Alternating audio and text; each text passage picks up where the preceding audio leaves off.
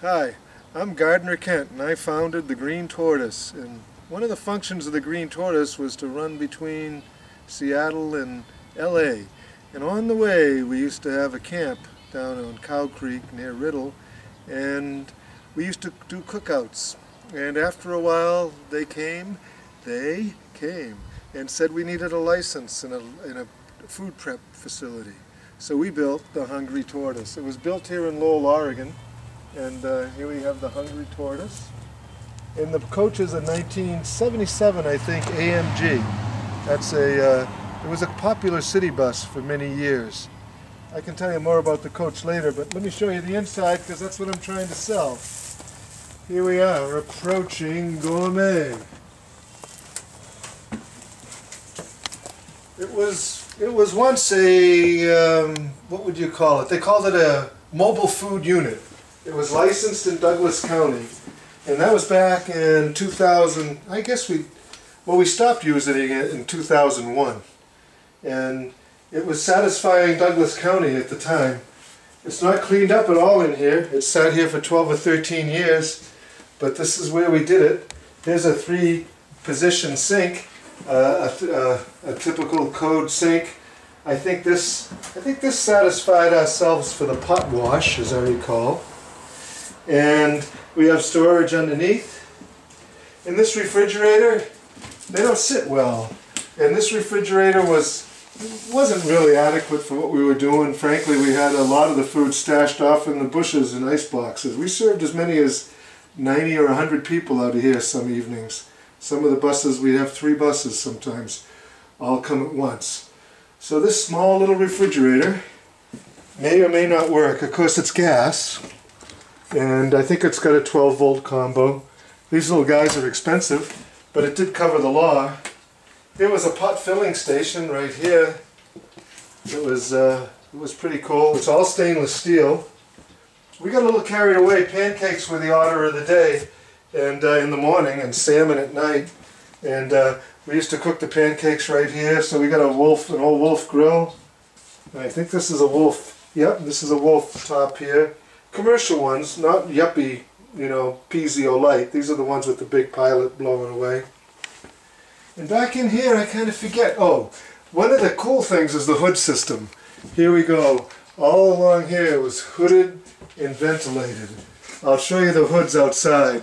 But man, we were ODing. Well, like I said, when we cooked for 100 people, and we were always in a hurry.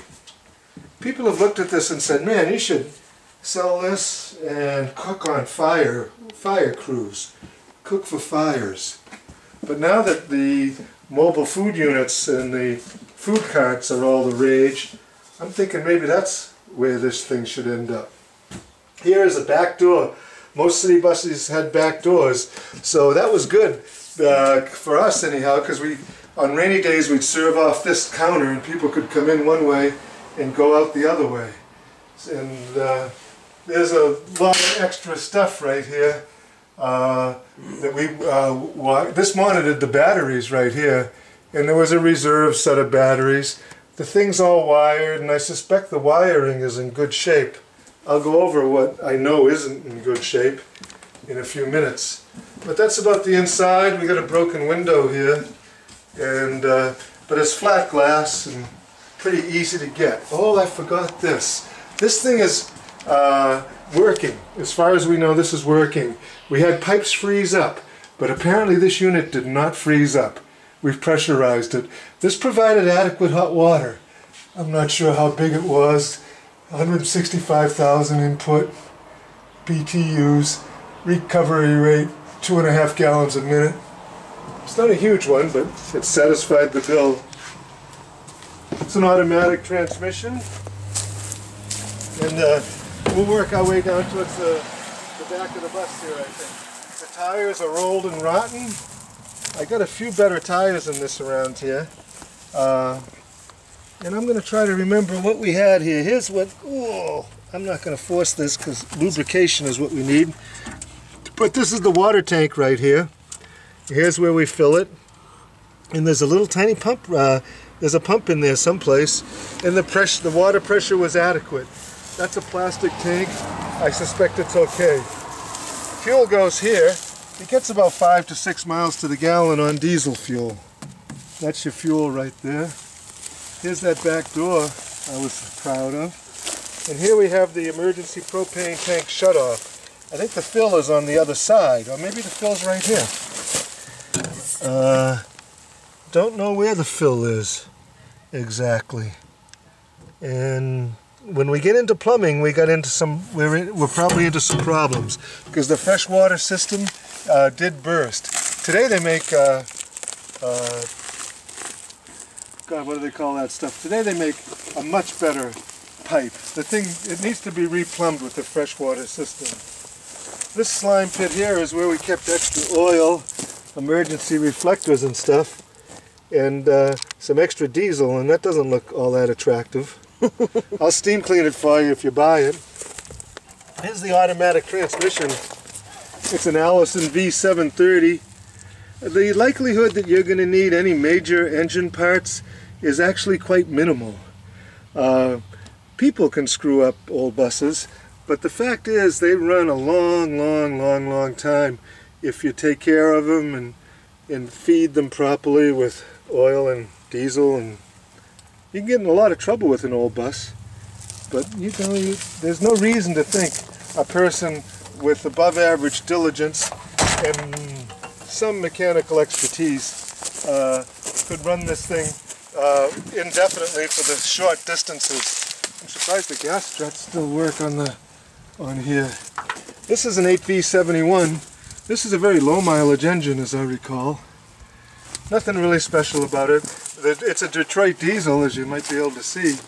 8V71, nothing sophisticated, long since obsolete, frankly. And relatively easy to get parts for. If you were concerned about parts, you could probably buy another whole bus like this for $2,000 or $3,000 someplace, you know, if it wasn't already converted into a kitchen bus. But in general, in fact, I used to drive it a lot. I was the Cow Creek caretaker for a while, and I used to drive it back and forth to town. Oh, we had to drive it to town, which was 7 or 8 miles, and dump the sewage. And the sewage, incidentally, is kept in basically 55-gallon drums slung up underneath. We haven't checked the sewage system, and I suspect that could be a problem, only because they were 55-gallon drums and they might have rusted out.